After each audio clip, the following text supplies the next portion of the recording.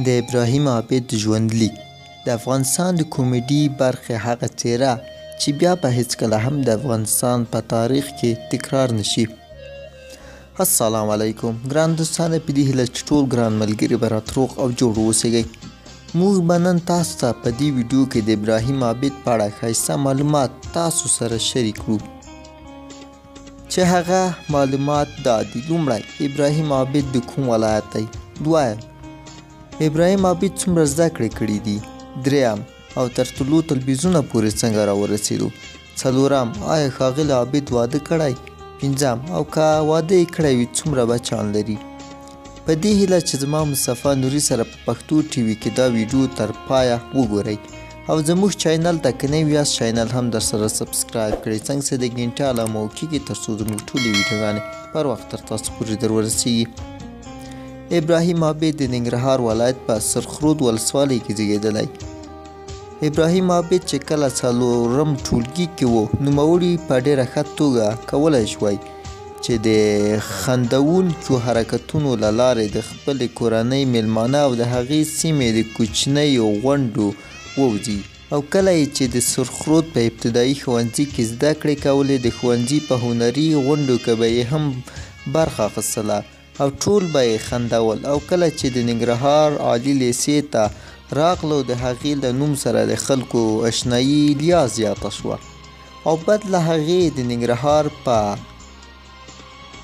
په غټو غونډو کې هم برخه اخیستله او ښه نمایشونه به یې ترسره کول، او په تمثیلي پارچو کې به یې هم برخه اخیستله، او د دې کړېدلي ولس په خوله به یې مسکا راوستله. او د 4 کلن مهاجرت په وخت کې په پاکستان کې ابراهیم آرامه کېناستلو او د هنري کارونو څخه یې هم لاس وانخیسته،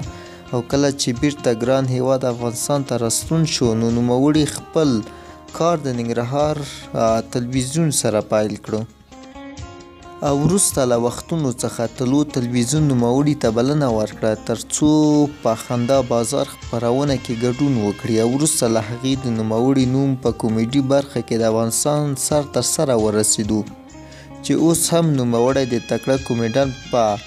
نوم د نړۍ په پښتو او دري میشتو هیوادونو کې هم خلک پیژني. په هغه وخت کې یو ځل بیا د دو خندونکو نقشونو او خوندورو ټوکو کې د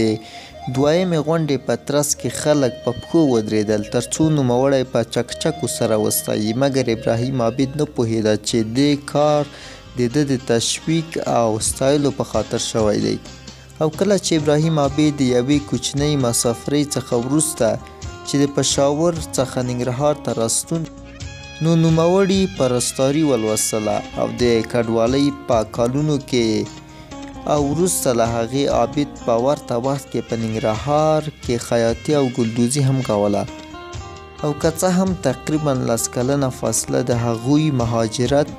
پاکستان ته د 1970 کالونو په لومړیو کې او بیا د طالبانو د ماتې څخه وروسته د هغوی راتګ افغانستان ته، عابد په دومره وخت کې هیڅ ونه شوی کولی چې خپل استعداد او اړتیا د کومیډین او ټوکو برخو کې مخې ته یوسي، که څه هم هغه پرستاري، خیاطي، ګلدوزي او داسې نور کارونه ته هم مخه کړه، مګر بیا یې هم ونه شوی کولی چې د نوموړي د کومیډي لارې ته بدلون ورکړي. ابراهیم عابد یو کال وروسته له ښاغلي نبي روشن څخه د خندا بازار خپرونه کې له ګډون وروسته په رسمي توګه یې په طلوع تلویزیون کې دنده پیل کړه، او د تفریحي خپرونو وروسته لکه قاب گفتگو، قندیل او تنزای بامداد او ورسره د تولید او اجرا په پوسټونو کې. اوس د 15 کلونو را په دې خوا نوموړی د شبکې خندا خپرونه کې یو ښه تکړه تمثیل کوونکی هم دی. ښاغلی عابد واده هم کړی چې نوموړی اوس د 8 بچیانو پلار هم دی. ښاغلی عابد وایي چې کله د هغه کار ته څوک خنډونه جوړوي او کله یې هم څوک رټي او اخطارونه ورکوي. نوموړي زیاته کړه، کله مې چې د وروستیو کالونو را په دې خوا د طلوع تلویزیون سره د انتقادي او کومیډي خپرونو کار پیل کړو، په سلګونه ځله اخطارونه راکړل شوي دي او په سلګونه ځله مې سپکاوی شوی او رټل شوی هم یم، مګر بیا مې هم د ټولو په مخ کې درېدلی یم او تل به یې په وړاندې درېږم او مقاومت به کوم تر څو مې د دې ځورېدلي او کړېدلي ولس په خوله موسکا راولم او د دې مشکلات د کومیډین خپرونې له لارې تر مشرانو ورسوم.